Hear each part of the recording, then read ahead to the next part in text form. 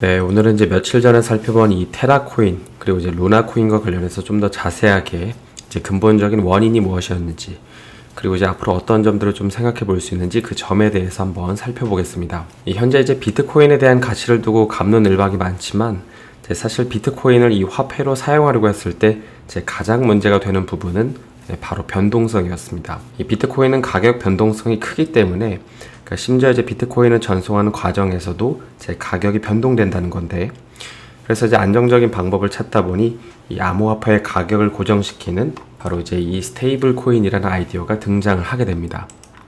이 스테이블 코인을 만드는 방법은 어떤 코인을 발행할 때 제 1달러를 은행에 넣어두어서 연동을 시키는 건데, 이렇게 이제 연동시켜 놓은 스테이블 코인을 사용하면 외환 거래법 같은 규제도 피할 수 있고, 또 이제 종이 화폐로 전환하는 과정에서 발생하는 이런 수수료도 줄일 수 있습니다.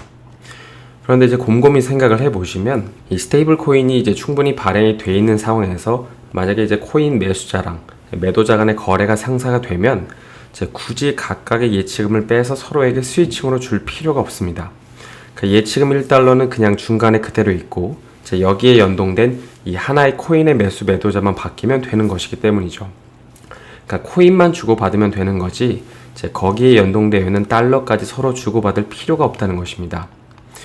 그래서 이제 이걸 보고 시장 참여자들은 아니 이거 그냥 코인 거래자들끼리는 그냥 처음부터 달러를 예치할 필요가 없는 거 아닌가? 이런 생각을 하기 시작합니다.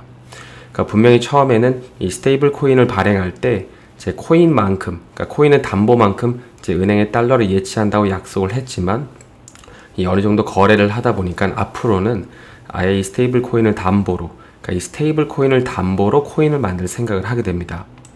이 담보라는 말이 좀 어려울 수 있지만 이게 바로 지금 이슈가 되고 있는 이 테라 USD, 즉 UST입니다. 이 테라 USD, UST라는 거는 테라를 담보로 두고 발행되는 스테이블 코인인데, 이 테라 생태계에서 UST라는 이 자산, 가상 자산은 여기 보시는 것처럼 이 1달러의 가치를 가지게 됩니다. 그런데 이제 또 한편으로 생각을 해보면 이게 진짜 미국의 1달러가 아니기 때문에 제 1달러의 가치를 계속 유지할 수 있으려면 이를 유지시켜주는 또 다른 뭔가가 있어야 되잖아요. 그래서 이 UST 1달러의 가치를 유지하기 위해서 이 루나 코인이라는 걸 만들었고, 이렇게 해서 UST는 이 1달러를 계속 유지하게 되면서 이에 연동된 테라 역시 안정적으로 발행해서 거래를 할 수 있게 됩니다. 그럼 이제 만약에 이 UST가 1달러에서 0.95달러로 이렇게 하락을 하면 어떻게 될까요? 수요 공급 논리를 좀 떠올려 보시면 이해가 되실 것 같은데요.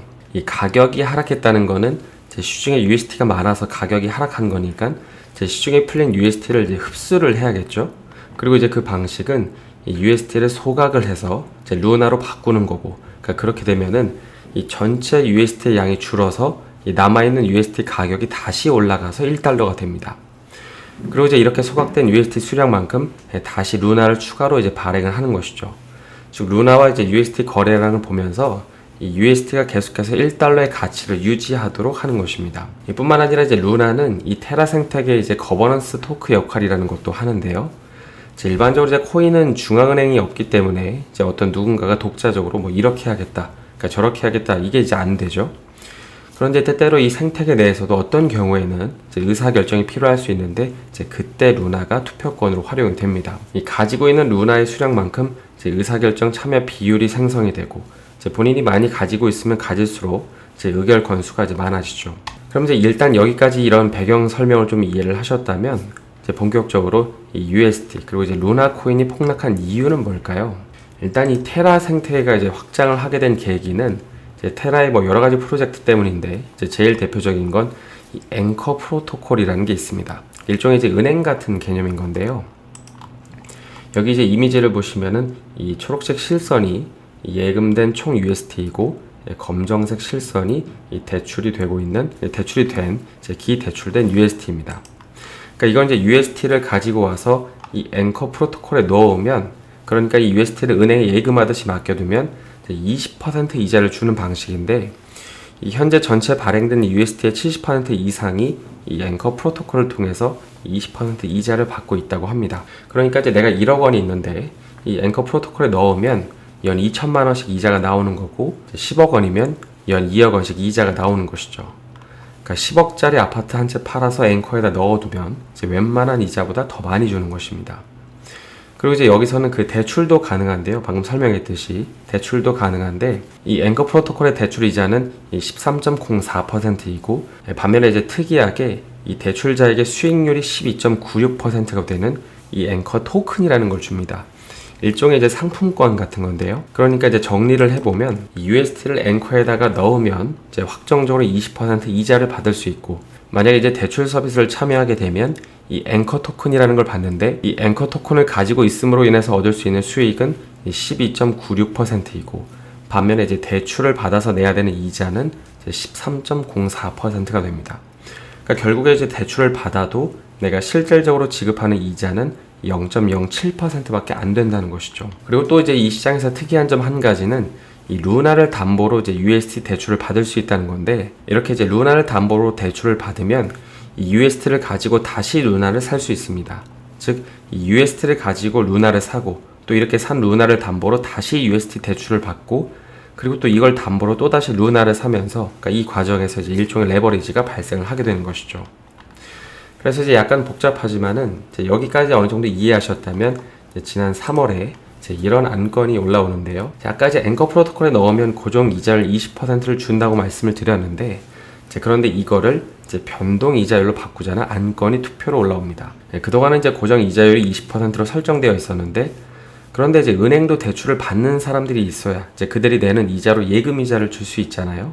그러니까 우리가 이제 은행에서 예금 5%를 꾸준히 받을 수 있다고 하면, 이건 최소한 이제 그 은행에서 대출을 받는 사람들의 대출 이자가 최소 5%는 꾸준히 들어와야 예금 이자를 지급해 줄 수 있다는 건데, 근데 이제 그게 무한정 지속될 수는 없으니까 이 테라 생태계를 위해서도 이자율을 변동시키기로 이제 투표를 합니다. 처음에는 이제 부결이 됐지만은 결국에 이자율이 낮아졌고, 이제 그 결과 이제 기존 이자 지급률인 20%보다 낮아지게 되자 사람들은 이제 점차 이제 예금을 맡기지 않으려고 합니다.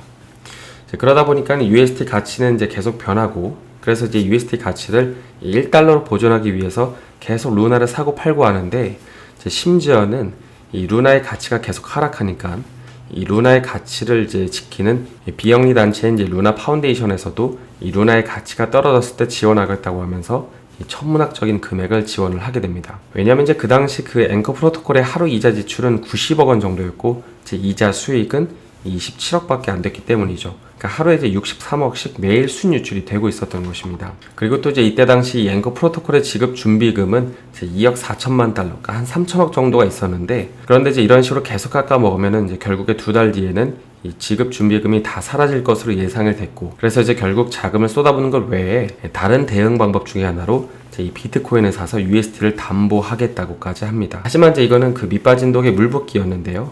이제 실제로 이때부터 시장에서는 아니 이거 UST가 1달러의 가치를 지킬 수 있겠냐는 믿음이 이제 깨지기 시작했고, 그리고 이제 결국 이제 앵커 프로토콜에도 문제가 생기고 루나에도 문제가 생기면서 테라 생태계의 기반이 됐던 알고리즘들이 이제 무너지기 시작합니다.